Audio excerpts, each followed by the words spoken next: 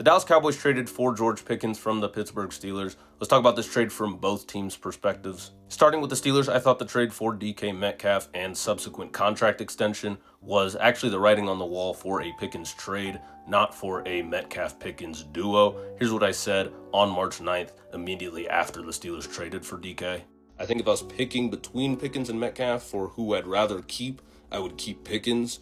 But they've already traded for Metcalf. They've already given him the money. So I think it actually makes more sense to let Pickens go rather than pay him also roughly $30 million and then be paying $55 to $60 million to a wide receiver core with no quarterback. Stylistically, that duo would have been an odd fit. I think Steelers fans tried to talk themselves into it potentially working out when in reality, DK was just a replacement for Pickens after all. You don't trade for a receiver, give him $30 million a year for 5 years if you think your long-term number one wide receiver is already in the building. That doesn't make any sense at all. I also said in that previous video that if I had the option to pick one of those two players to be my wide receiver one long-term, I would have preferred Pickens, and I still would prefer Pickens, but obviously the Steelers determined that he was a lot more trouble than he was worth.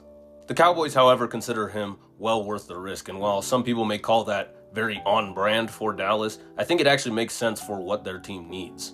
I think Pickens and CeeDee Lamb are an amazing fit. Lamb is one of the better short and intermediate receivers in the league, both in terms of making catches and doing damage afterwards. But Dallas has lacked a legitimate vertical threat for years, and they finally have one now in George Pickens, who can win one-on-one regardless of whether he gets separation or not, because he has some of the best hands in the league, if not the best.